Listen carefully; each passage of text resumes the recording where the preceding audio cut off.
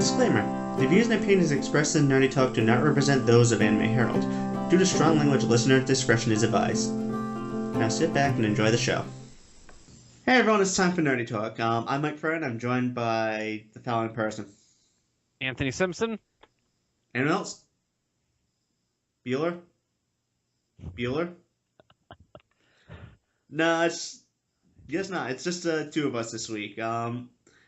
So unfortunately, you have to deal with the two of us talking. So deal with it. So Anthony, you told me that you were a guest on a podcast last night. Why don't you tell everyone about it? Yes, I was. I was on a podcast called Podcast Zero. It's run by, now I'm just going to use their Twitter handles because that's all I actually know them by. Keikaku Cat, Cube the Third, and Zeke Freak. I also was joined, well, we were supposed to be initially joined by the entire crew of another podcast, which are actually hosted on the same site, which I'll mention here in a bit, NTR Radio, but the only person who was available was the person who created it, or sorry, the founder of the website, she'slostcontrol.net, Time Forester Anubis.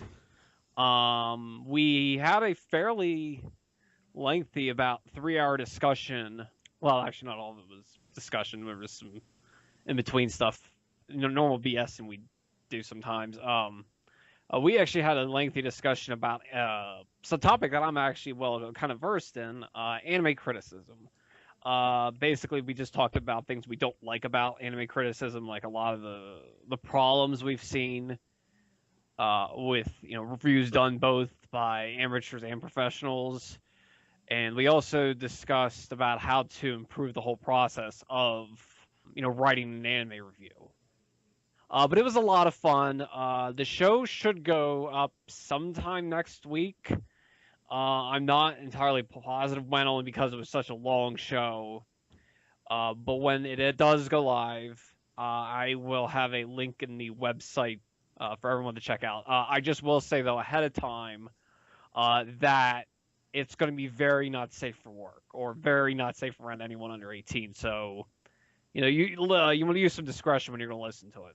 And just as a reminder for our listeners, today is 5/10/2014, and due to the graphic nature of some conversations, listener discretion is advised. But no, I had a lot of fun. I was very, very tired because we got done at about 20 of 2 in the morning. So I'm not used to being up that late. So I was like, kind of like at the end, I'm just like, I want this to be done. But I was thankful that I was there. Absolutely. I did have a lot of fun. It was a shame that we couldn't have all the people from NTR Radio there. I really would have liked to talk to all of them. The website, well, they're both actually on the same website as she'slostcontrol.net. And they both can be found under the podcast section. But they have two under their basically their media group. NTR Radio, which, like I said, is hosted by Time Forester Anubis, K-Gods, and VZ Mark II. And the other one, Podcast Zero, is hosted by Cube the Third, Keikaku Cat, and Zeke Freak. Awesome. Are there any really high points that you want to talk about it, or should we just wait for the show? I'll just say wait for the show because I don't know what else specifically they're going to keep in. I will just, like I said, say it's very not safe for work, so grab your headphones. Awesome. So I guess we can just kind of jump right into our discussions this week. So the first thing I'd like to talk about is I'm not sure if everyone's noticed, but over the past couple weeks at this point, Nature Valley has been kind of, well, they went anime.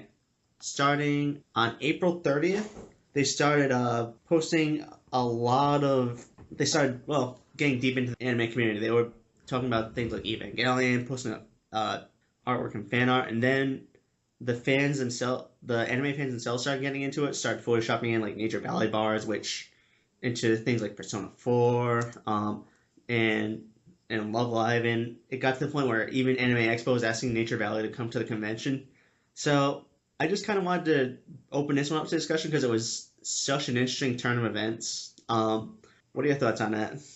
Yeah, it caught me off surprise because I was at work and I just happened to be on my phone looking at Twitter, and I'm like, okay, I'm not sure why Nature Valley and anime goes together, but I'm like, okay. And then I just kind of saw it like playing out as it had. I'm just like, it was kind of surreal in a way, to see a Mm, company like that, a mainstream company, mentioning anime. And I just was like, oh, hey, that's cool.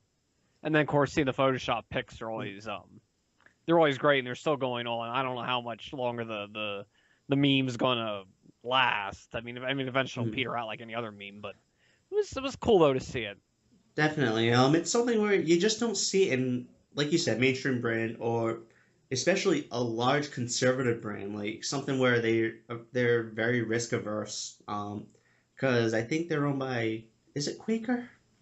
I think Is it's it General or General Mills? General It's Mills. one of those really large conglomerates where they tend to have a very strict social media policy and stick to it. Like up until the 30th, they were posting stuff like nature photos, hiking tips, things like that, which you'd expect from Nature Valley, given their image, their brand. So I think it slapped us all in the face when we started seeing stuff like Elizabeth from Persona 3 nomming on Nature Valley bars, or the K-On! Girls hoisting up giant oat and honey bars. Yeah, or my favorite one was the people they were replacing hugging pillows with Nature Valley bars, which is still my favorite, Yeah, by the way. that is great. Or this one, there was one that really made me laugh. It was a GIF of one of the characters from Milky Holmes. It was originally her like either talking or something like that, and they just kind of made it so it looks like she's nomming on this Nature Valley bar. I don't know why, but I think it's hilarious. It's one of those things where it's like it's really great to see, because well, we're a large group and we have money. Yeah, it's like I said, it was definitely interesting to see that meme play out. Now, if I remember you correctly telling me, didn't our site get referenced on a website for that about that? Yep, yep. We were listed as a source on Know Your Meme, which is really cool. Yeah, that's it's kind of cool to see that. That it is. Actually, for the past 2 weeks, it's been on one of our top performing articles. Excellent. So thank you, Know Your Meme. You guys rock. Yeah, because I think before that, the only thing that we really had was like some mild pandering. Like Denny's posted up a couple of Sasha things when they were doing a potato special, which it worked. Yeah, Uh, yeah, and Toyota had that Hatsune Miku edition Corolla, and really that was about it that I can remember. yeah. That's all I can remember. And I've been doing this a long time. Yeah, so hopefully they keep it up. Hopefully more companies do kind of market smartly Right. to anime fans. Smartly, not just going out there and doing some Yeah, just not just half-assed and then expecting it to work. right, because otherwise they'll just come off as a cynical cash grab, which it probably would be at that point. Yeah.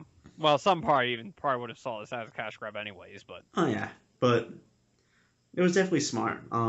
It was well done. It was funny, so I got nothing against it at all. So I guess moving on. Also on the 30th, Miss America announced that they acquired Cardcaptor Sakura, um, which has not seen a U.S. release since the Genion run many years ago. The set is going to be released in two versions. It's going to be a one and done Blu-ray box with a retail price of $249.99, I believe, and a more economical DVD edition, which is going to be split into three 59.99 releases, so a total of about $180. At this point, you can actually get it a bit cheaper. I know Right Stuff is selling it for about 178 as of this recording, so definitely if you shop around, you can find it a bit less. Anyway, that's another story for another day. um, so, any thoughts on the acquisition and the upcoming release, Anthony? first is I thought Discotheque would have got this because they had the first movie, and I'm like, oh well, they have that, so I said pretty much I thought, well, this is almost a shoe in they're gonna get Mm, Cardcaptor Sakura, and then I just kind of saw an ISA got, it, and I'm like, oh, I didn't see that coming, just seemed like it kind of came out of left field. I agree. I mean, honestly, I was pegging Discotheque for this one myself because they seem to specialize in the older stuff in particular, and a title like Cardcaptor Sakura, as popular as it was, it seems like something that would be definitely up their alley just because it's, well, they know their niche well. Right. And like I said, they already have the first movie. Right. So I'm like, well, maybe they would have got it, and then NISA got it. And I'm just kind of like, oh, because they usually don't do, not like older shows. They usually don't do that. They usually still stick with this licensing new stuff. Absolutely. And they tend not only new stuff, but they tend to have a certain breed of new stuff. Like they either get the that really almost artsy stuff that no other company is willing to take, like House of Five Leaves, stuff like that, or they'll get that hardcore niche stuff where you would not be able to make a profit on a dub release, but if marketed properly, you can definitely tap into the hardcore fans. Stuff like, say, uh, Love Live, Toradora, and Pandora Hearts is another one. But they have come out with some surprises, like Persona Training Soul came out of left field. I know a lot of people hated that, but I liked it, so come at me, bro. One thing though that did surprise me is that this show is going to be dubbed, and that it's going to be the Animax dub that was done, I think, in Singapore. I think it was Singapore, because the Animax and Odex are two big houses there. Well, yeah, Odex only done a couple. They only done a Yeah, few for here, and Animax usually dubs other stuff too. Even stuff that gets dubbed here, they create their own dubs for right, shows like K-On! And I think there's some other ones. right, because it's in some cases cheaper than licensing out the dub. Well, right, and I don't know what their what they're paid. I don't know what their contracts and rules are. I mean, they're Mm, obviously different. absolutely. But it did cause something. I don't want to say a shitstorm, but it did cause some concern because somebody's like, "Well, are they making a new dub? Are they going to use the Cardcaptor's dub, which is Mm. really bad?" Well, I No don't one kind of really knew, and then I don't think they could use the card captors dub well, no, because the show would have to be chopped to little bits at that point. Because no, because the show was edited, heavily, exactly. and then people were like, "Well, they're going to use that," and I'm thinking, I thought to myself, if they would have put that on there, that would have been, I want to say, would have been like the biggest troll ever. But then, of course, that would have come back to affect NISA with their anime releases. But If honestly, I think it would be funny if they put out if they put one episode of it on there as like a bonus feature, so people could see how bad it is. well, as I say, you could just go on YouTube and look at it. True. But yeah, I would have. I'm just like, okay, well, have not heard this dub, so I don't know the quality of the Animax dub, and It's not very good. well, well, I remember some of the Modex dubs, like the one for Karen. I mean, that was like that wasn't very good. Yeah, you can tell it was on like a $5 budget. It's not very good at all, but could be Yeah, worse. yeah. Well, I do hope though it does well for NISA or NISA, and that I don't mind that we have already have two groups doing classical shows. That's good. Hmm. Having more, I don't know if that's a bad thing, but I don't necessarily think that the same token that we need like everybody. I mean, all the groups going basically after classical shows. I don't. Nah. In some things, it's better to have less Right. because I'd be happy. And Sentai's gotten. They have some older stuff now in their lineup. With they got some older shows now they're releasing, which is good. And Funimation occasionally has gotten Hmm. an older show, like some of the Bandai releases, were 90 shows. But I do think though in this case, having only a few groups do just go after the classics, I think is a little bit, or maybe not classic. We'll just call it historical anime to be a little more fair, because classic's kind of subjective. But having just a few groups that go after those older titles, maybe that's better.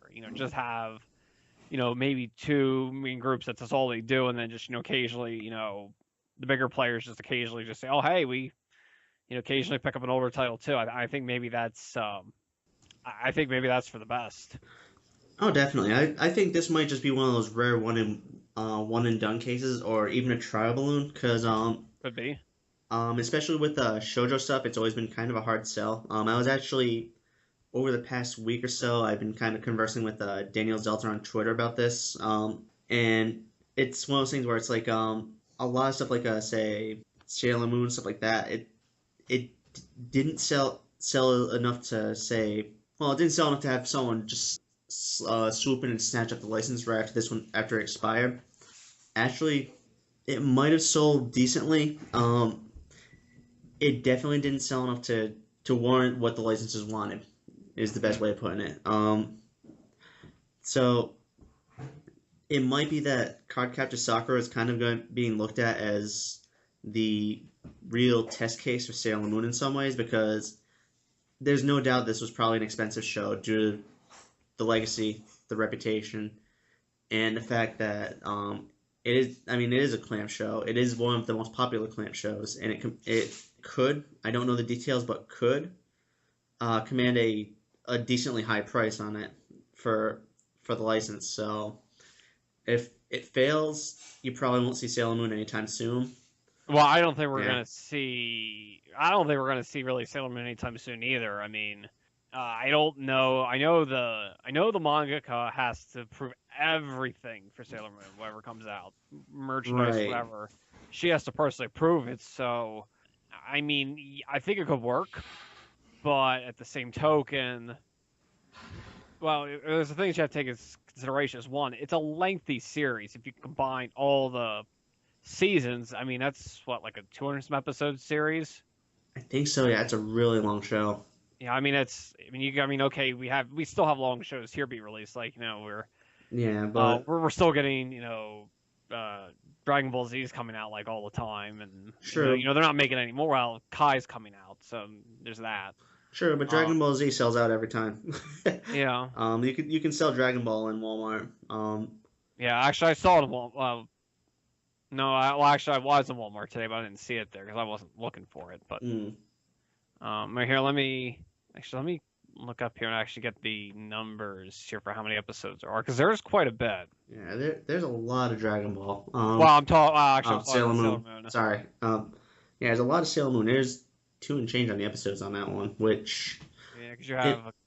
I'm not gonna make a lot of people happy, but this could be one of those shows where it sells incredibly well, which I could see it doing for a while. But it could also be one of those shows that while it sells well, it's still somewhat of an albatross around the publisher's neck because they never make money on it. Right, and plus you also have the new You have Crystal coming out, yeah, which coming out, is which yeah, they're having a fit about that. People are complaining about that already. oh yeah, it's because of the character designs, right? Well, one's the character designs because it's they're young looking. They But I added like Moe to it, which I'm not. I'm like, I hear that, I'm like, this is closer to the manga. I'm like, have you and read the manga? Because I said, no, not only that, but they're like 12 or 13 years old. They are young. yeah. Well, their whole idea is they're making them younger, or the catch all, they're sexualizing them, which I just laugh every time I hear that Mm, because I'm like, not even close. no, Well, here, let me. You know what? Here, I'm I actually like the working. character designs on that one. I actually like the character. If you don't count the new one, Hmm. 200 episodes. Wow, that's actually a nice even number. Yeah, that's counting the 5 original series. Of course, then you have 3 movies. Yep. And then if you throw the new one in, then you're at 226. So yeah, Mm, you're at Although I think there might be some push after that. oh yeah. There might be some push after the new series is over because it looks like it's going to be. Well, I think the other thing was because it's 2 episodes a month, Right, which which is is a little odd. But I yeah, mean, but it could be a good thing if it means a stronger overall final product. yeah, and I mean it's going to be, I think, more faithful to the original manga, which we Right. won't. Well, I do like some of them filler parts of the original series, but Yeah, so do I. um, Because but they were charming. yeah, though, but it's going to be a little more faithful, so I think it's worth it. And and if it does well, maybe there is a chance we'll see it again. But I Hmm. mean, again, like I said, all that you have essentially 226 episodes and 3 movies. I mean, it's going to be a costly series to own, and if they do decide, hey, we're going to license this, but whoever does and put it out, it's probably going to be like, they're just going to release it probably in sets. You're going to have, okay, the original series, then you're going to have R, and then Right. S, and then the rest of them. They're all going to have their own. Right, which makes sense. It really does make sense. Oh, and then don't forget there was the live action series. Yeah, but that doesn't exist. No. It was really kind of terrible. Yeah, because that was. Well, then they also did have apparently stage musicals. It seems. That doesn't surprise me though, because I mean, they haven't run it for almost 10 years. They had 25 stage shows based on a franchise released between 1993 and 2005. Huh. Yeah, that doesn't surprise me as much because I mean, stage shows based on popular properties do happen. I mean, they're still doing Soccer Wars stage shows. Yeah. I think not long ago they did Budokan, which is a giant arena in Japan. Well, they also do, I know, stage shows of Western material media. I think they did one for, well, I think it was either an Officer and a Gentleman, or it was Full Metal Jacket. But I hmm, know whichever one it was, and I think maybe it was Full Metal Jacket. I think that one was an all female cast doing. interesting. I mean, actually, let me look up here. Yeah, I do hope though the new Sailor Moon does well. That means maybe there's a good chance we'll, see. Hmm. I have no doubt. I have no doubt in my mind that it's going to do well, just because it's so anticipated. I mean, this is a show that was supposed to air over a year ago at this point. Yeah, and then it keeps getting delayed, and everyone's like, "Well, it's not gonna happen. It's not gonna happen." Yep. And I'm like, "Well, maybe they are. Maybe, of course, it could just be building up hype, that's one way to do it. But of course, you're at the same point, you can also piss people off." Right. I mean, I think at first it was definitely delays on licensing, things like that. Because, like you said, there is that whole bottleneck of requiring Takeuchi to approve pretty much everything. Yeah, and that's gonna And take. Yeah, that's gonna take time. right, especially if she wants us to be the definitive version of her work, which it sounds like that's what's going on. But I think in the past couple months, like the delay from January to July was definitely hype based because if you notice, they had a lot of carefully planned PR events in the meantime. Like this most recent one where they announced that like Kotono Mitsuishi would be coming back. Thank God she is Sailor Moon. Well, Um, they were pissed because also people were upset because they got 20-some-year-olds to act in this. It's like, well, they usually do get younger talent, and weren't the people who did originally, weren't they around that age? yes, they were. I mean, oh yeah, there's some people who can um, pull off, if they're older, they can pull off sounding like a teenager. That Hmm. that doesn't always happen. I'll give you an example where I thought it struggled. Was Shuffle, the Asa, the main girl, and I forget who, can't think off the top of my head who actually who voiced her Japanese, but it just really sounded like she struggled to sound like a 16 or 17-year-old teenager. Right. Really, really sort of struggled. Like you could tell she was trying, to get that voice, and I mean, it was there, but you could just sort of tell it was like it wasn't like natural. It's like, oh, Right. But I mean, that's more a case of just a poor actor for the role too. well, I Um, mean, um, here we go. Kotono Mitsuishi was 25 when she started Sailor Moon. so So yeah, I mean, I'm not worried yet. no, A lot of the wording seems to just be bluster. yeah, I hope it does well though. Hmm. I do want to see it succeed. Likewise, because I mean, it really it really does sound like it's going to be a charming show. I hope it turns out as well as the first one did, which well, it defined a generation of fans. But Yeah. Oh, I'm looking here. It seems that actually, apparently this was some time ago. In It seems that actually they did do a musical adaptation of An Officer and a Gentleman. huh, you learn something every day. Yeah, here it's with yeah, it was actually an all-female group. Taka Razuka Review. I know I'm very butchering this again, but yeah, that's who did it. Let me see what other works Yeah, they've done. that was actually about right, actually.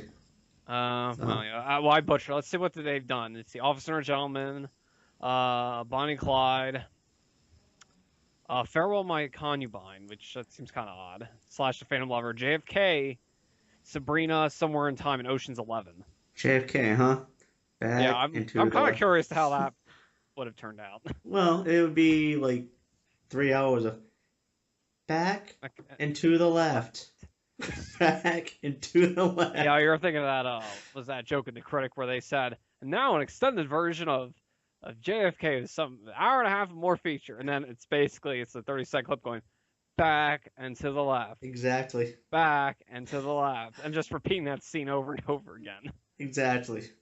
Huh. Looks like they also did wow, they did a lot.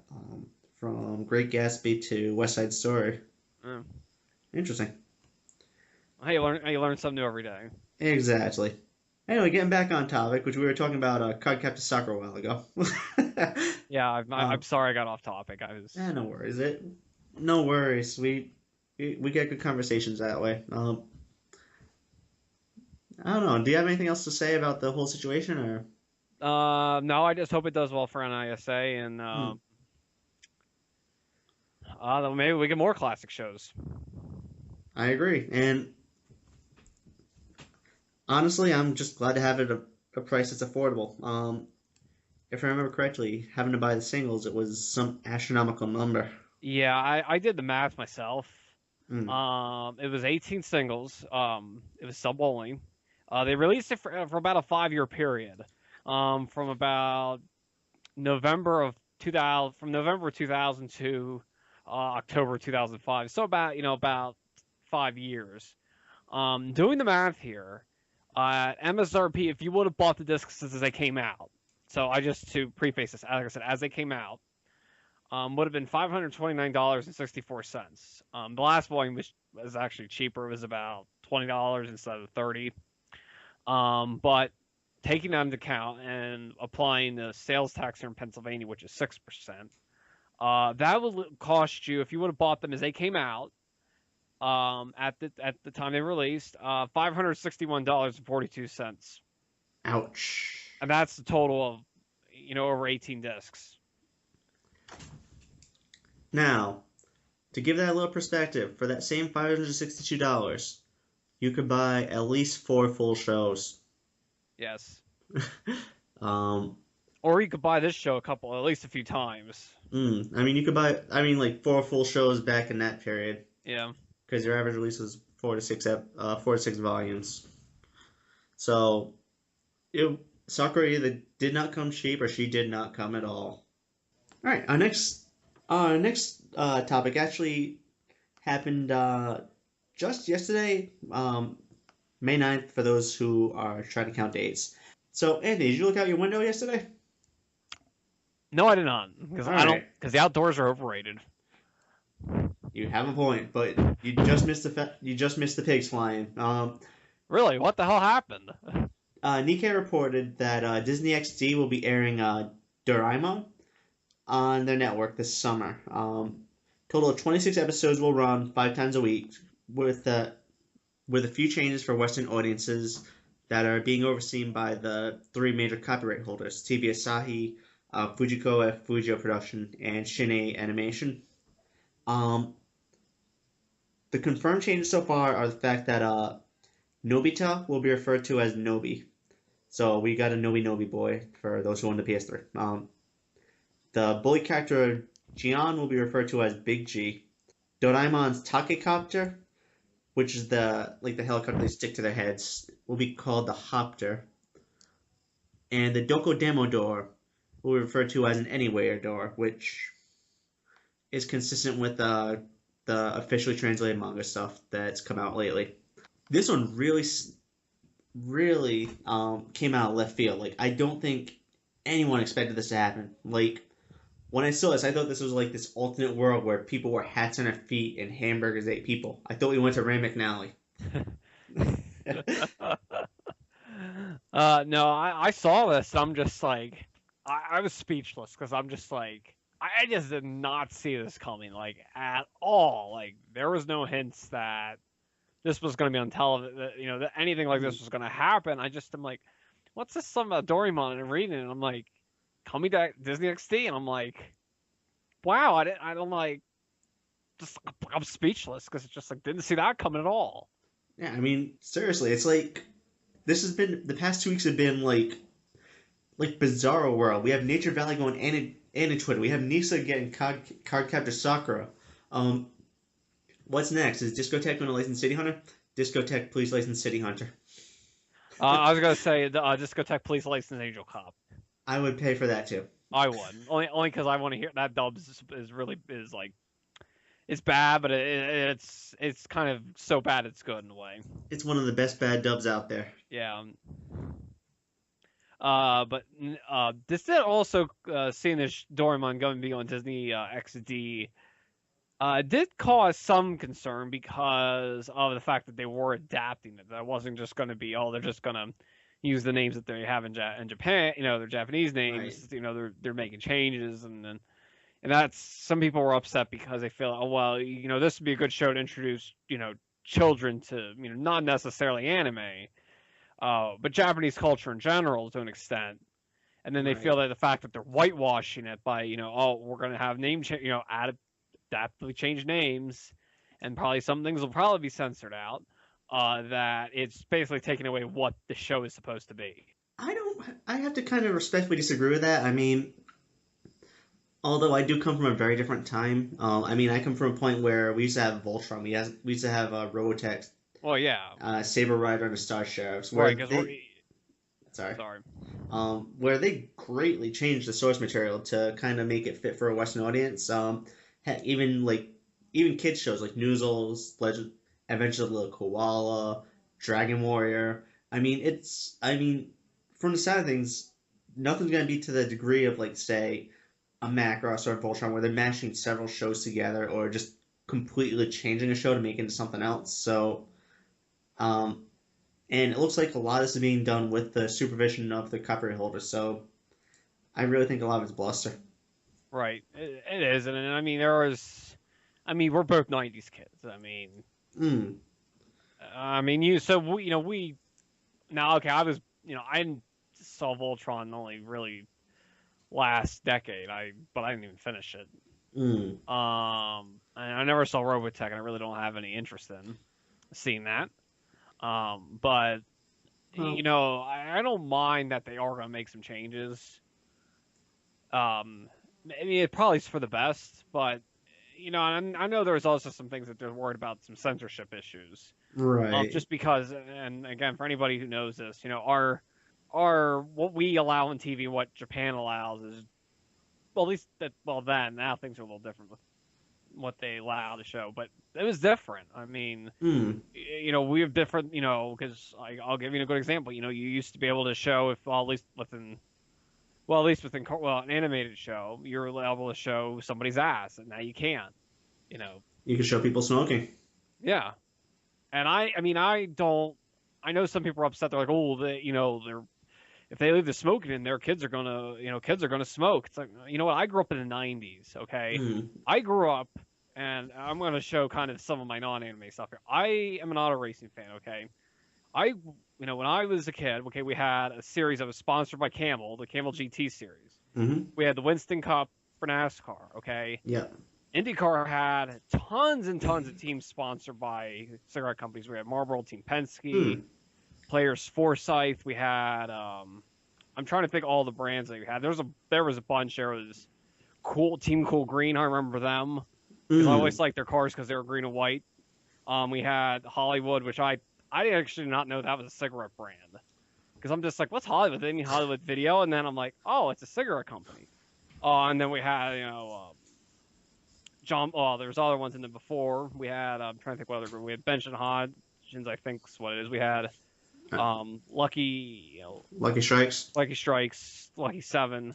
Mm, I mean, so I grew up with that. Now I don't yeah. smoke at all, and I have no fucking interest in smoking. Yeah, likewise. I mean, I grew up at a point where Joe Camel was at his peak. I'm an 80s kid. Yeah, yeah, and I remember, I remember again Joe Camel being, just having, race sponsorships, and Yeah, growing up and seeing, the Skull Bandit cars. I remember them, you know. likewise.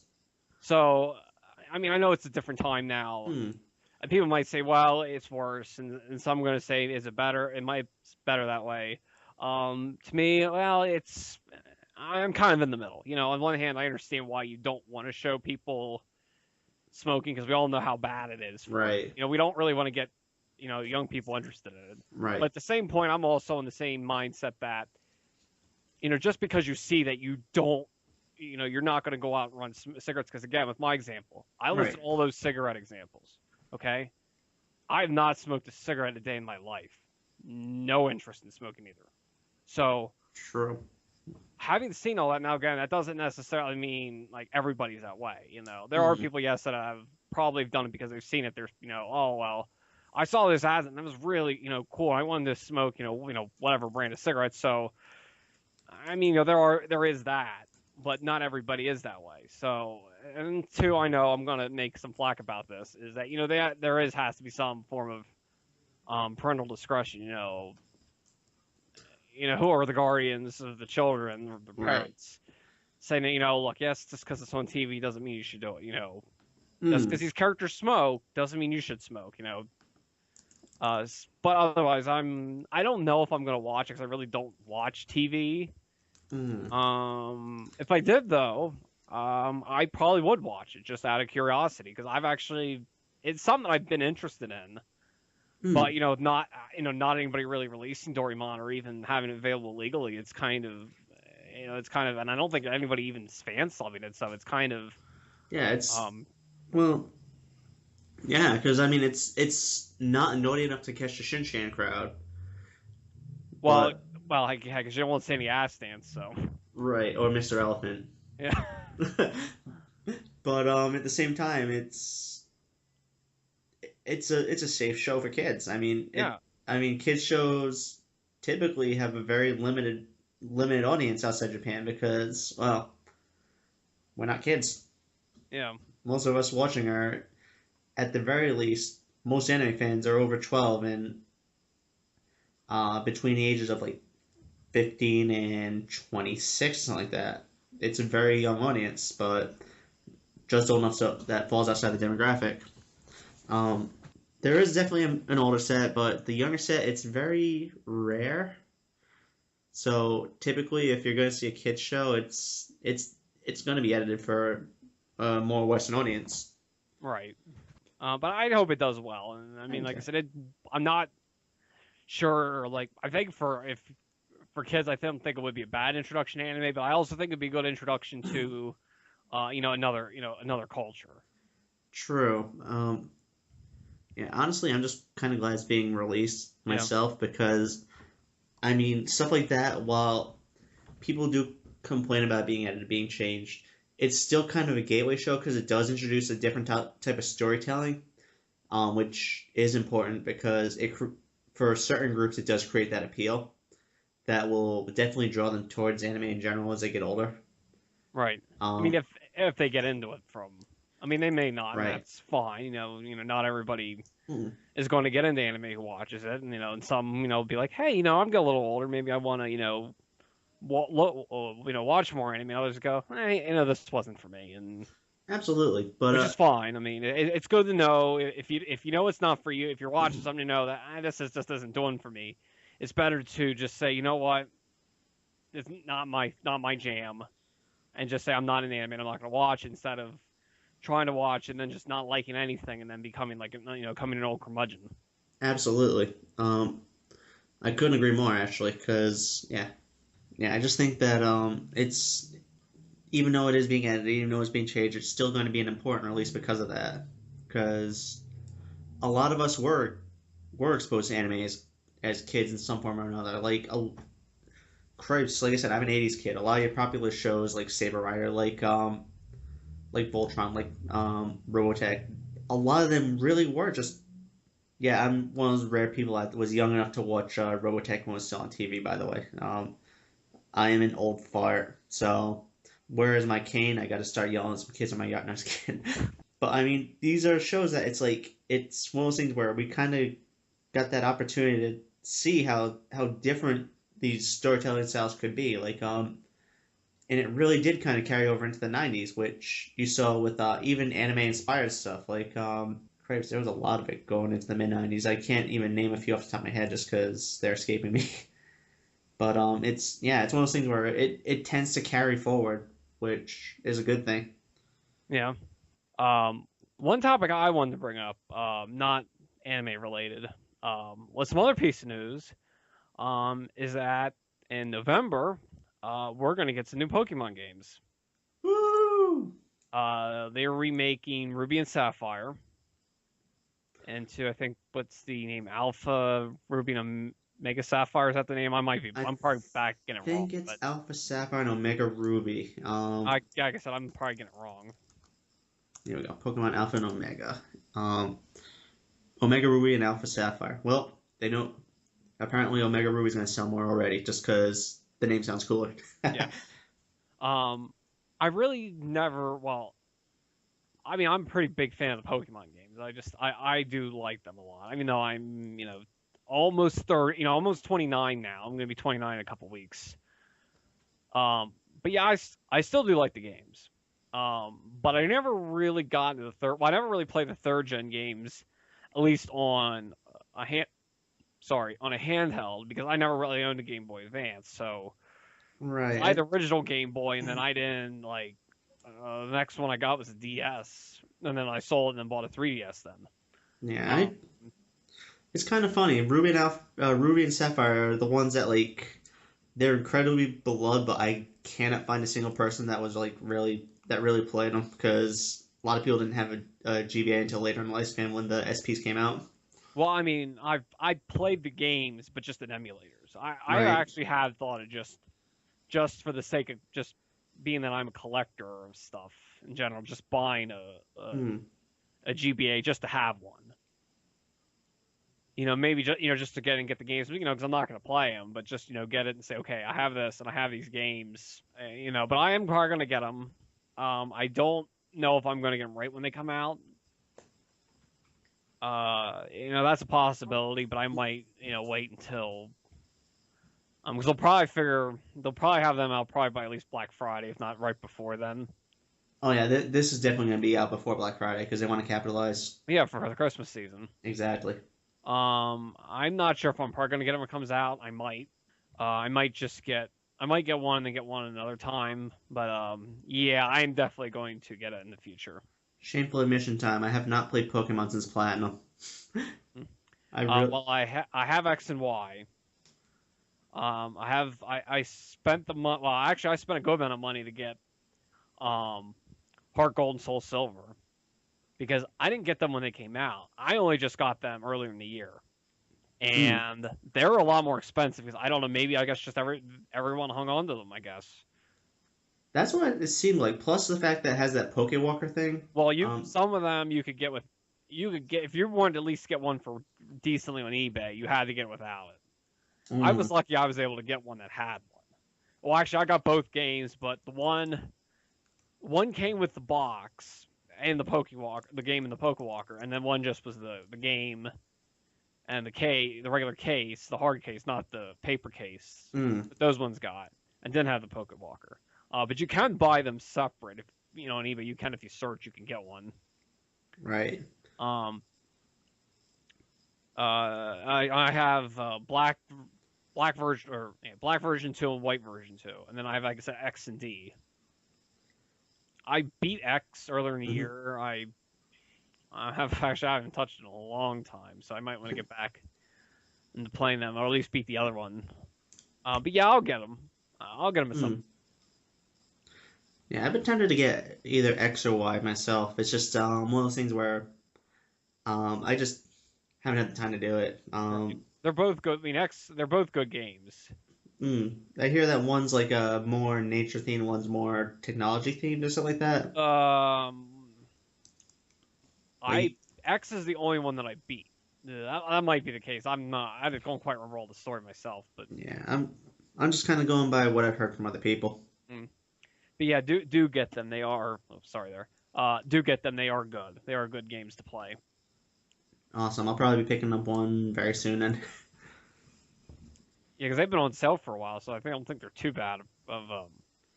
nah, you can definitely get them fairly cheaply now, which is a good thing. Um, on Yeah, the gaming from sorry.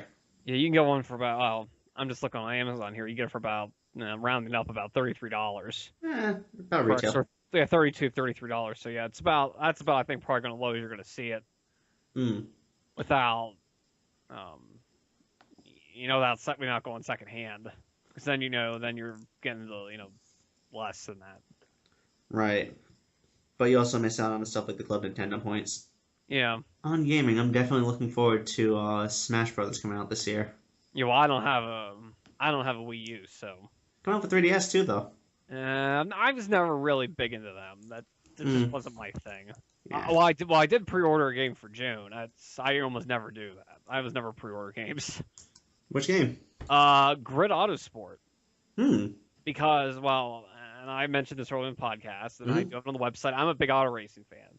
I love watching it. I have a real big need for speed. I know that's a trademark name, so EA, I will write your check here in a few days. We'll send you a quarter, yeah. Yeah.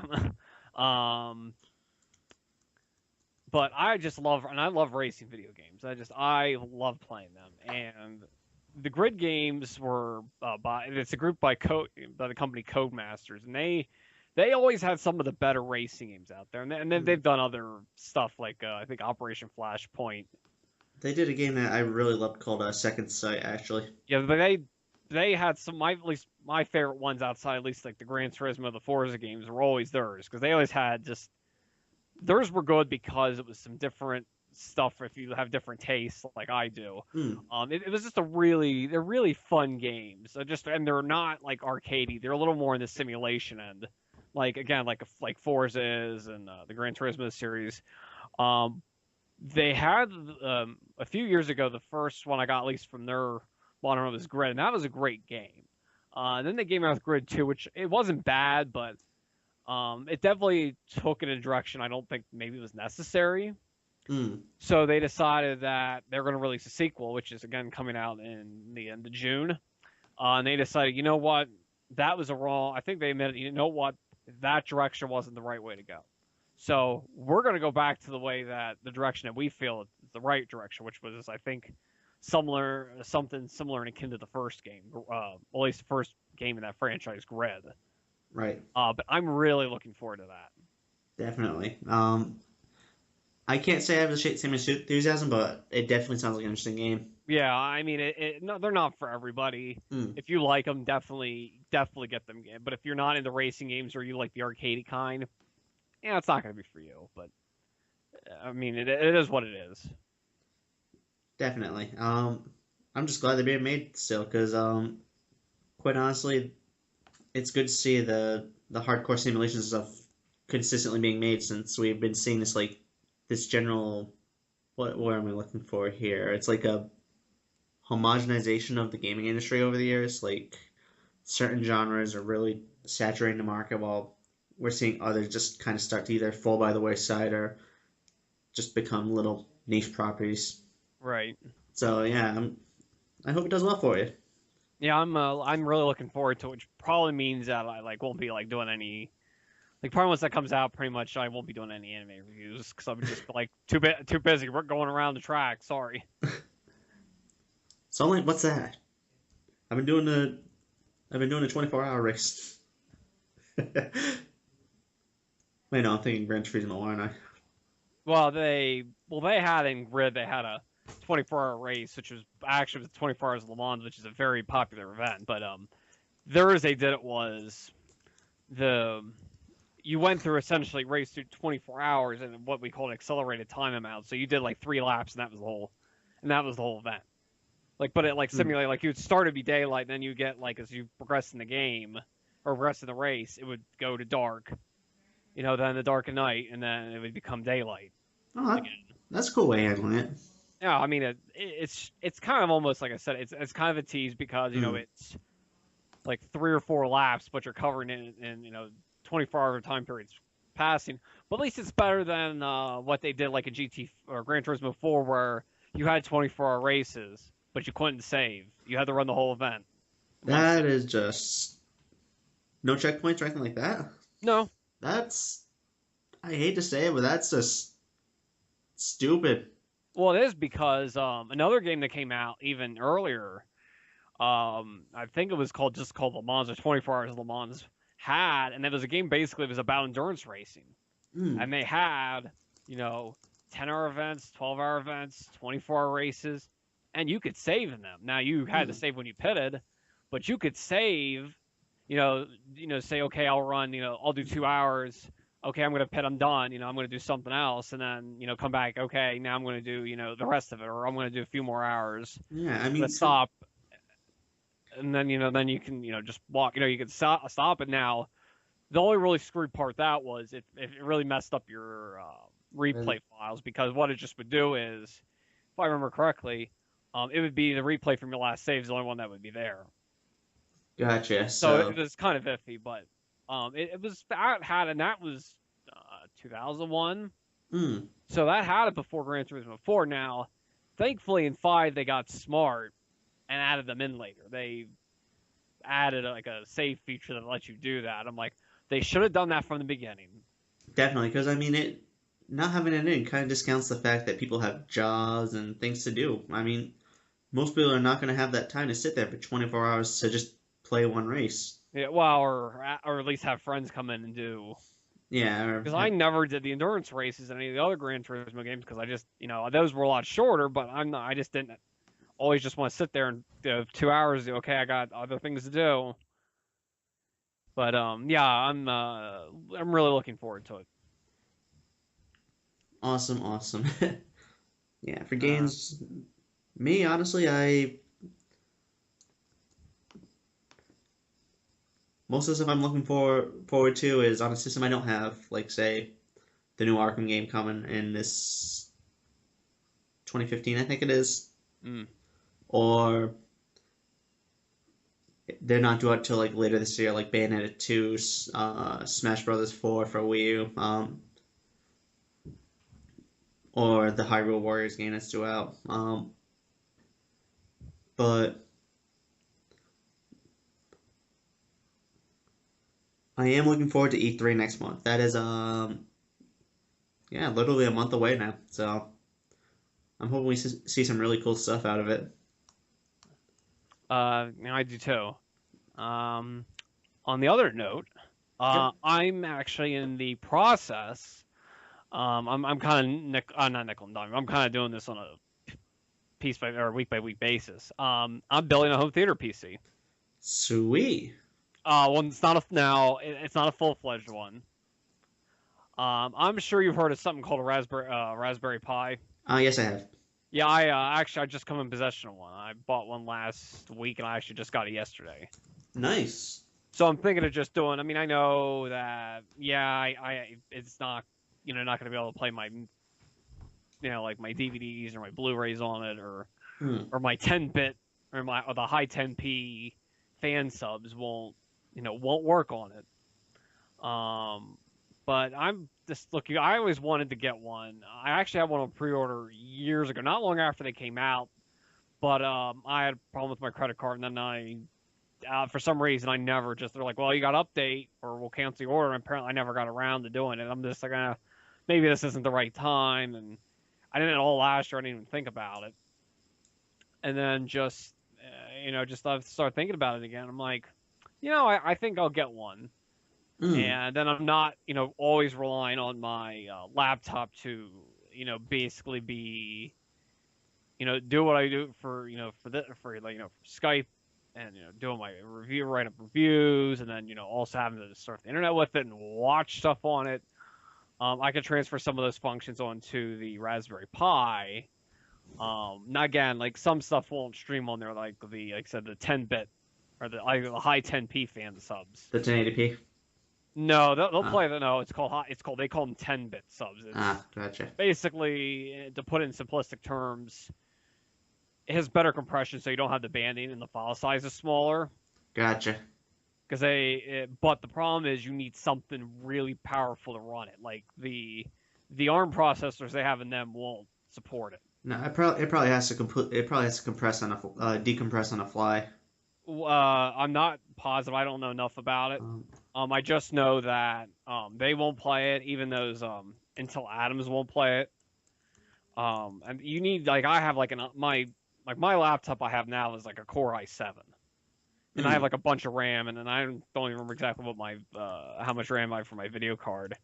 But that plays it fine. I'm probably just going to use it for that still because again that can handle it. And once I think I have the other week I actually restarted my Crunchyroll subscription up again because I want to start watching stuff legally again for some Hmm. things, and I would love to use it on my Roku. but I never, and I mean never, can get above 480p on it. And I'm like, no, I'm not gonna I'm not gonna use it if it's gonna be 480p. So I just use my laptop with it to stream, which I get 1080p. Mm. But I know supposedly Crunchyroll's working on a new app. Really? Supposedly, Supposedly. like I say, don't. This isn't like if I don't quote me as this being like fact.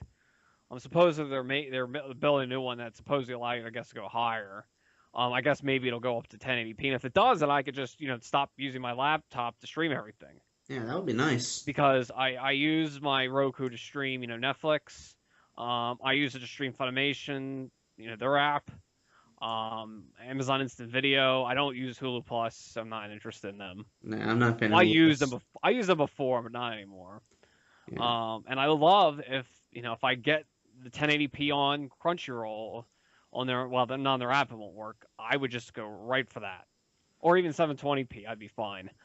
I would then I would start. I could just then use my Roku to do all my internet streaming, and then I could use still use my laptop for some streaming purposes or some video watching purposes, but then transition pretty much all like my fansub stuff for on my Raspberry Pi. Definitely. Yeah, I'm actually planning on building out I wouldn't say a home theater PC, but more of like a Steam box that for the living room soon. Mm.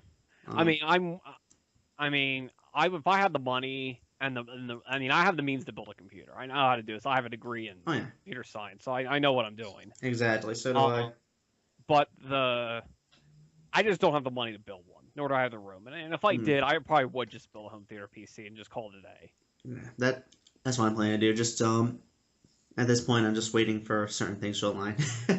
um, but yeah, I mean, certain things are definitely painful. A good processor, good video card are definitely going to be the bulk of the cost there.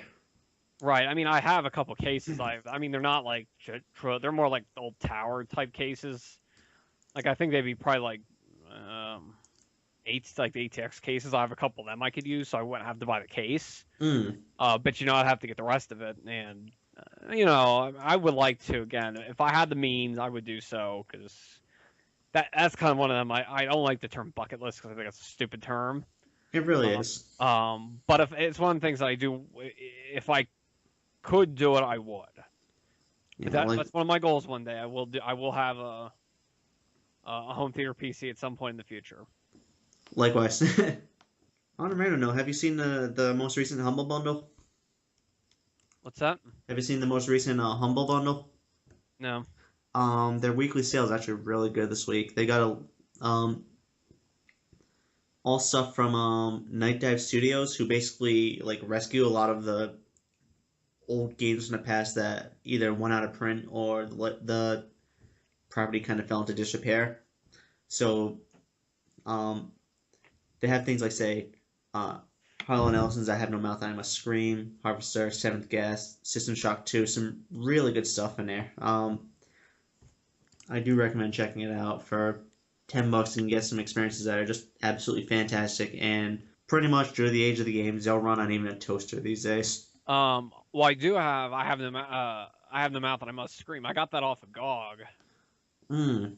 I got it from them. I haven't played. And the funny thing is, I bought all these games and I've yet to play them. So You have these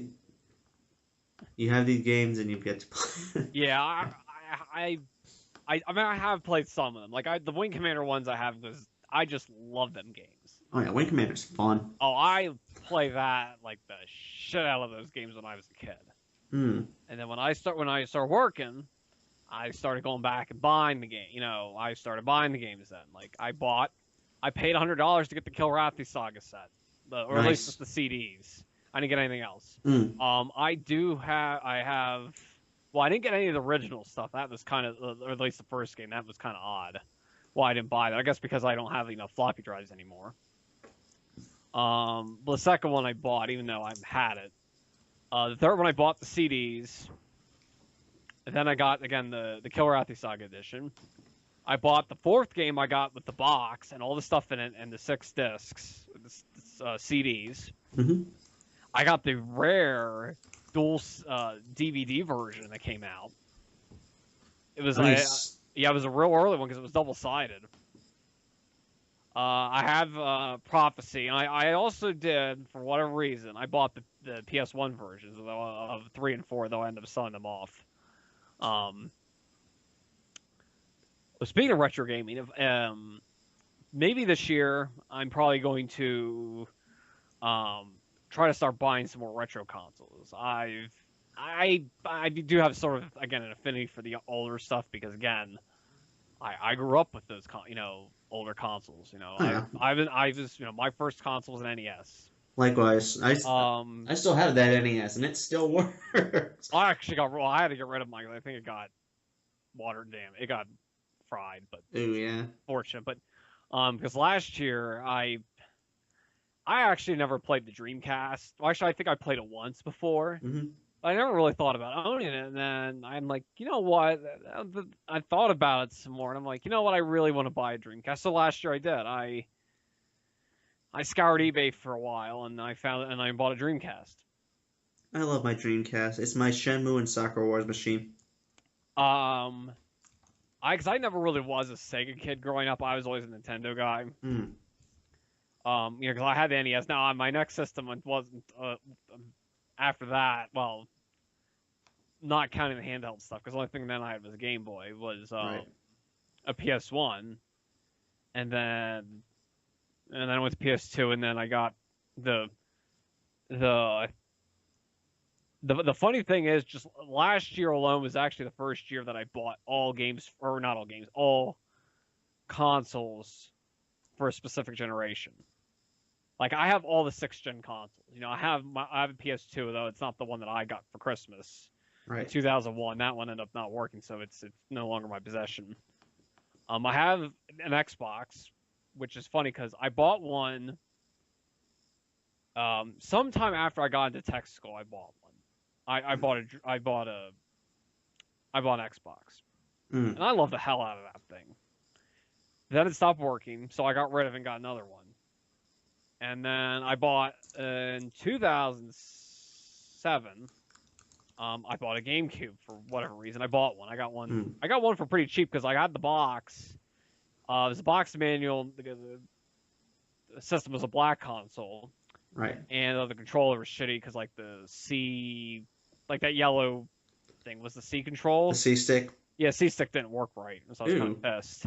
Because you had to press all the way left and it wouldn't work. So it was kind of like when you need it for a game, it's like I'm pressing all the way left, damn it, work. Yep. That must have been frustrating for certain games, like especially God, so many games use that to great effect too. Yeah, I was very annoying, but then I did buy another one. I don't know why I got rid of all my GameCube games. I was going to try to sell it off, and I'm like, you know what? I'm not. No point. I think I'm just going to keep it. Yeah. I would if I had the money.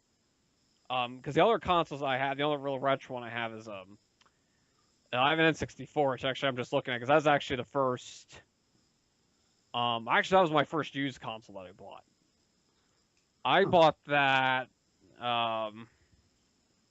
When did I buy that? I think I bought it around 2004. Hmm.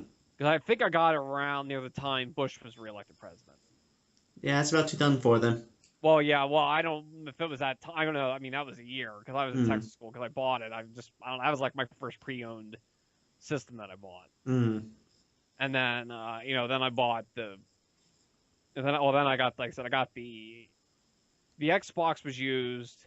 The second one I got actually was not. That had the box and the manuals and I guess a couple games that came with it. Hmm. The GameCube was used, but again, it had manual case and games in the box. Right. I would like to, though, because well, the two I'm kind of hoping to get in the near future is I want to get a Sega Saturn. Oh, I love my Saturn. I only think I played it once. I love my Saturn. Because I used to remember when my mom took me to Kmart.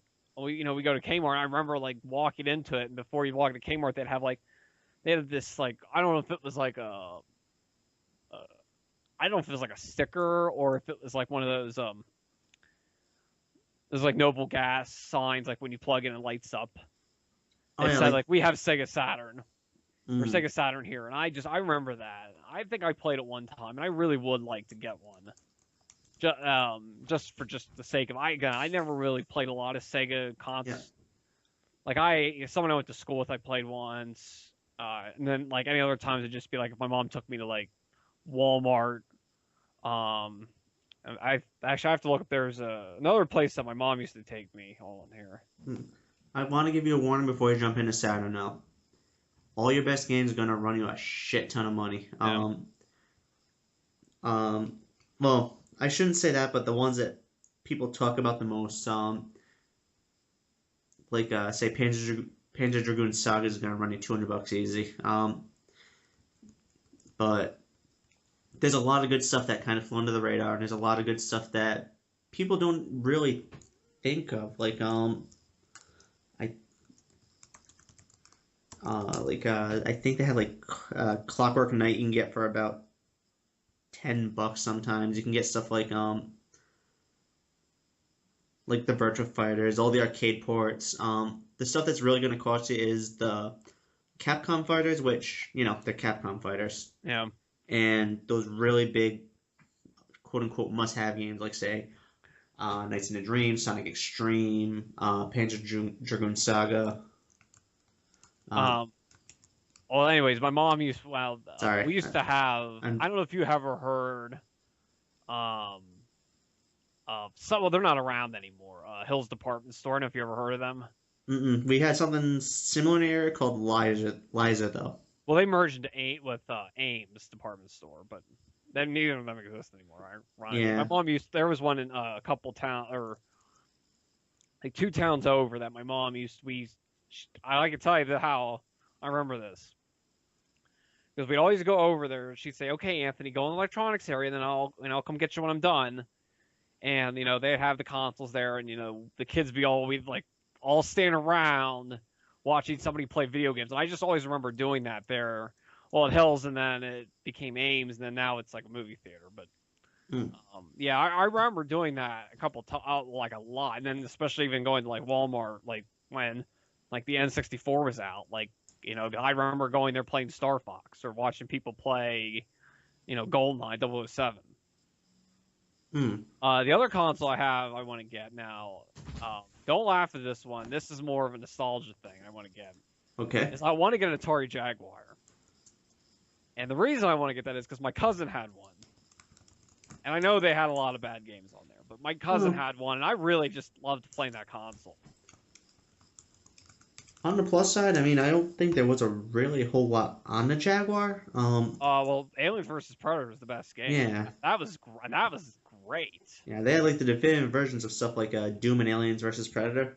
Um, Um, the Doom I remember I think it was kind of still a GIMP version of the ah, obviously of the PC, but again, they all were. All the console versions had kind of their own little flaws oh yeah, or things they removed. But that one I liked. I remember. King of Fodder I liked, even though that was that had a lot of bugs. I think Troy even football I liked, even though I don't really like football now. I mean, maybe it's just me kind of having a nostalgia thing because my cousin had it and I remember playing it, but I do kind of want to get one. eh, they had some cool games on it. Like they did have stuff like say they had some of the popular ones like NBA Jam. They had uh, actually a good version of Theme Park on it. Um, I think it's funny. The thing that scared people away was the controller, but Oh yeah, but but that wasn't that bad of a controller. I mean, no, in hindsight, yeah, it could have been designed differently in but hindsight, but I liked it.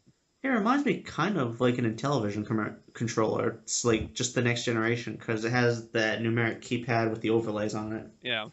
Well, trying to think. Well, I think it had some soccer game I really liked.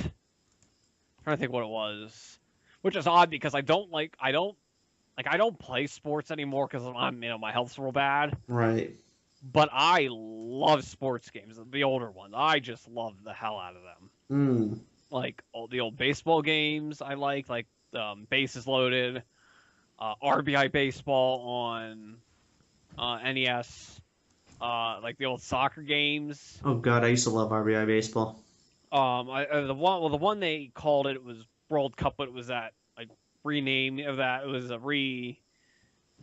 sort of they changed for that one. What's that franchise? Um, It was the one that they had. It was a River. They had like River City Ransom, and then oh, the Kunio Kun yeah, series. because they changed the stuff. Like I remember they had like Super Dodgeball, and Yeah, that was changed. the And then Kunio World Kun Cup games. Soccer. I loved that game on the game. That was fun. I loved the hell out of that on Game Boy. 'Cause I used to have it. I just played the shit out of it. Mm. But no, those old, and that's like I said, that's the funny thing. I love them old games, but I don't like the new ones. I don't like because my dad asked me one time, like, "Well, why don't you get sports games?" I'm just like, "Well, they don't have all the." To me, the older ones have the charm. I mean, yeah, the new ones you can do a lot of more stuff with it, and that's fine. But That's not what I want. I just want to be able to pick up and play. there's also something really cool about being able to have a game where I can walk up to a guy, punch him in the gut, and then take the ball from him. Or my favorite one is the days of where you had games where they weren't licensed, so or they weren't endorsed by like the players union or Major League Baseball, so you end up having where you had teams with just random names and random teams. Like Roger Cummins MVP baseball, Right. where you had like the Boston Hornets with all these clearly supposed to be Red Sox players like Wader and stuff like that. Yeah, because a lot of because in some of them games, sorry, like even the NES games, like you have like the players union signed on, so that meant that they could show their names, and then of course some you didn't. Oh yeah, they had a few baseball games, but then there was like this whole underground section of just unlicensed games that you could do so much more. And like you had baseball stars, you had these really cool arcade games. Yeah, I really like those. Are more the ones that if someone says to me, "Do you like sports games?" I go, "Yeah, the old ones." Like I just love those. Newer ones I don't care for. Again, I guess maybe because I don't watch them anymore. I don't watch baseball. I really give two shits about football, and I play basketball, and I played basketball in elementary school. I don't care. Soccer I like. I actually probably that would be if I had to pick a sport that I would sit and say, okay, I'm going to watch. It's soccer. Right. Well, actually, the only baseball stuff I watch is when Little League's on TV, which is just that's basically when Little League World Series is on. That's really the only time I watch it. Right. That's the only time I care because I guess like I told my dad, I guess they're not corrupted by money yet, so I guess that's why I enjoy it. Then he just gets pissed because these foreign teams come, he's beat us, and it's like, well, it is what it is. Exactly. What can you do? Or then I try to explain to him like the difference, sort of how we look at it, and like Japan looks at it and stuff, and he goes, well, that's almost not fair to have them that way. I'm like, well, you could say on the reverse side. If somebody's taking it seriously and you're someone who's coming just playing for fun, you could say the same thing. Right. It's not really wrong. It's not a way. It's just a different way of looking at it. They look at it. Different cultures and different nations are going to look at sports differently. They treat it differently. So, there's going to be a different approach to it. Right. Right. It's like I used to remember like when they'd have like the softball World Series, which was for like the college level stuff. And like they'd have like the teams from Japan, and I remember them saying like they beat the hotel, and instead of just taking it, just say either sleeping or doing something, they'd be like the one girl. I remember she had her bat, she stood in front of the building, looking into the mirror, and all she did was just stand there and start swinging, right, practicing her swings. But yeah, I just have, like I said, I have an affinity for the old sports games. Again, I guess maybe because I just liked playing them as a kid, and they're just because of the simplicity of them. Exactly. It wasn't hugely complex. It was just okay. For the baseball, you didn't have, there wasn't a whole. I mean, like I said, if you like that, all the new stuff, great. Right. If that's your thing, go to it. But it's just not my jam, so I'm not gonna play them. Exactly. I hear you there. I mean, I'm in the same boat. I mean, I have not found a sports game I really cared for in many moons. Like, I kind of, like you, I grew up with the old NES stuff, like RBI Baseball, Major League Baseball, and Tecmo Bowl. And those are the ones that really I still kind of get attracted to. Like, I think the last sports game I really went out to buy was it wasn't in NFL Blitz, but it was like a Virtua Tennis, which is more. It was based off an arcade game almost in some ways. Like you had stuff like arcade challenges and stuff like that. Yeah. I really just dug into that. But yeah, Actually, speaking of something else I would do if I had the money, mm, is I'd build myself a main cabinet. that would be cool. I don't have the money. I don't have we don't own a truck anymore, so I have nothing I can tow it in. Oh yeah, plus the cost of electricity on those things. Well, I mean, I probably won't have it on all the time, but yeah, True. I just I have only I don't really regret anything in life. I know the cliche. No, I regret nothing. Right. There's one thing I did wish I would have done in my life. That my one time, somebody my cousin knew. I guess a friend of his dad got his son an arcade game Yep. for Christmas, but instead of having or an like a fully functional arcade cabinet, this was like I know it was 90s, early 2000s. I'm gonna guess 90s. Mm, But obviously didn't want to have it. You can't just hide them things like you can a console or other things in a house. right. So they went to my cousin and said, "Hey, can we keep it at your house until until Christmas time?" They're like, "Yeah." And then my cousin's like, "Yeah, Anthony, you gotta come on over and play this game." And I never did. And I'm just like kind of standing there. I'm like, no, I wish I would have done that. Mm. Yeah, I said I regret nothing, but Well, you kind of no, I'm just kidding. I had to watch that. I was just sorry that video you linked me to. No worries. The old school Major League Baseball footage. Yeah. Yeah, like I said, I do have I'm kind of getting back into the classic stuff. I don't know why. Mm. But yeah, those are the two kind of things I have on the horizon. I like to get like I said, the Saturn and a Jaguar. I'm probably going to at some point, end up probably buying an SNES and a Genesis. Mm-hmm. I don't know if I'll ever really go back and buy an NES and Sega Master System. I don't know if I go back that far. Sega Master System, honestly, a lot of your best games on it have already been ported to different places already. Like stuff like say Shinobi or Congo Bongo have already been ported to numerous other consoles. Mm. So no real loss there. I know someone's going to kill me, but for saying that, but it's kind of true. Fantasy Stars on numerous collections now, which was like pretty much for the longest time seen as the reason to own a Master System. Yeah, 'cause I never played the Master System. Then again, I didn't even know about it until like I don't know, years later. Because I always thought, oh hey, there's this Genesis. I didn't know there was something before it. Right. I mean, the only thing we're really missing now is good ports of the Sonic games and Alex Kidd. And those are the only ones I can think of. I'm trying to think what the what was say didn't Sega have a handheld Game Gear or something or The Game Gear, yeah. yeah, because I played that once. The screen's bigger, the screen's in color, it takes 6 batteries, lasts 10 minutes. Yeah, my cousin actually he had an Atari Lynx. I like Lynx, the screen is bigger. I actually that was kind of cool. They got admit though, it was actually pretty cool that you could it was friendly to left and right-handed people. I agree there. That was a smart movement I put. That was you just flip it and there you go. Now you're hey, left-handed. Hey, great. It's a flip. Hey, now you're you can still play it. That was pretty cool. My cousin had one. I actually did like that.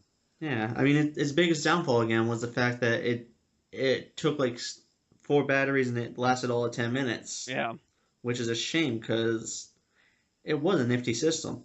Yeah, the other one that another set of classic system that I had because my friend had it. His brother had a TurboGrafx 16. Those things are cool. I would love. I was trying to explain to somebody once about it. I said like, well, the things that they used were about like the size of I said like the size of our badges or like the size at work we have to wear or the size of a credit card. But I just because I think what Bomberman that was my favorite, the original one of that console. That was great. There's nothing like 5-man Bomberman. Oh yeah, it was just 2 of us playing, but we used to just the original one was the best. I love that original one, and then there was a couple other. I think the one game my friend it was something like Kung Fu game. He always jokingly looked like the cover of it. He always told me it looked like the guy he was getting beat up by some guy who got beat up by his parents. his like parents beat him up. I'm like, could be. That's a little bit on the dark side. Well, we were kids, so you Yeah, keep in mind we were like elementary school students when we said. true, So I mean, it's not dark. It might have been dark now, but true, I and don't think he meant like it as abuse because the guy was an adult. I think he meant like he was an adult. He got his ass kicked by his parents. right. Um, that one is probably another one I would if I probably had the money, I'd probably track that and get. Just again for maybe it's just because I'm a collector. I have that mentality, and I do use Definitely. emulators. I'm not gonna lie. I use them. Nobody uses the emulators. Wink, wink. Yeah. I mean, I'll be honest. I think at some point or another, just about everyone has. Well, I think in some cases you really have to. I Right, mean, because there's a lot of games that you'll never get otherwise. Like either due to their rarity or the fact that the hardware out there just can't be run anymore. or the fact that the games that never came over here. Yeah, that too. Like a lot of the NES games that stayed in Japan but never came here. yeah, honestly, I wouldn't have been playing the Rama One Half RPG if I didn't. Which it was a little simplistic, but it was a lot of fun. Yeah, I mean, a lot of games never came over Yeah, here. You got different versions. exactly. So I mean, I don't lie. I use them. I mean, it just is what it is. Right. In a case like that, it is what it is exactly. Because again, some of it's preservation, some of it's just the fact that we'll never ever see that stuff here in a million years. Especially like you said, the quirky Japanese stuff, or even like there were a Well, lot of maybe European games we didn't get. yeah, we're not necessarily quirky. It's just like okay, I'll give you an example. Hmm. Back to the Future had the NES game, which was of course nothing like the movie. Yep. Well, in Japan, they had for the Super Famicom, they had they made a game. They made a Back to the Future game. This one was a lot more faithful. Hmm. I mean, I don't think it was. It was one of the cases that was good but not great. Right. But it was more faithful because it actually was more faithful to the movie. Like you have events from the film instead of just having something that's sort of like in name only. Right. And yeah, because you have things like that. And they never came over here for whatever reason. I don't know why. Um. I guess because they were done making the movie, so it's like, well, Yeah, probably because of commercial viability for that one, because they didn't think that yeah, like people they didn't think people would buy it. like I Yeah. said, it supposedly was a good, I mean, it was good, not great, but Hmm. ultimately, Had to be better than Dennis the Menace. what? Had to be better than Dennis the Menace. Or the many other licensed cash-in games we grew up with. God, we grew up with so many. Oh, wait a minute, I think I got. Well, this is one of them here. Mm. And then Apparently, there's it's Super Back to the Future 2. mm. But yeah, but then there's the cases where we, like you said, there were some games that came out that were completely different than what we got here. Super Mario Brothers 2, for example. That's a good Exactly. example because that was a completely different game. They just basically took a whole other game and just said, okay, we're just slap Mario stuff on it. Mm. That's Well, it. to my knowledge, Mario, our Mario 2 was actually a prototype for Mario 2 being worked on Hmm. until they got it. It was kind of canceled in favor of the quick release of the level pack for which became Mario 2. Yeah, because I think because the original the well And eventually became when we released the All Stars they called it the Lost Levels. right.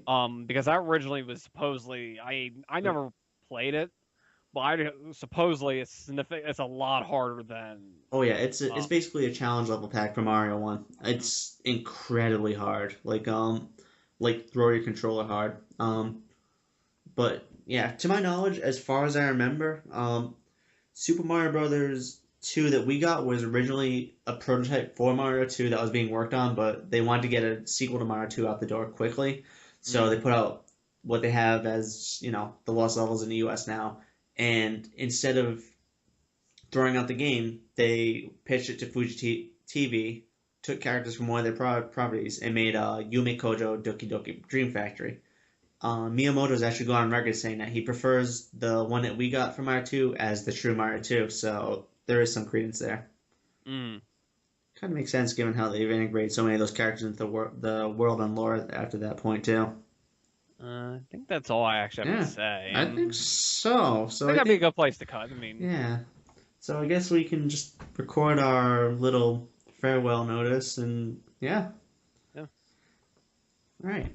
All right, All right. So that's our show, guys. Glad you could join us. I know we're a little short-handed, but I hope you guys enjoyed hearing both me and Anthony yammer back and forth right now. Till next time, I'm Mike Ferrer signing off. I'm Anthony Simpson, and be on the lookout here. Probably, I don't know if it'll be before this show comes out or after it does. My appearance on Podcast Zero. All right, cool. Definitely look forward to that, guys. Have a nice night. Bye bye.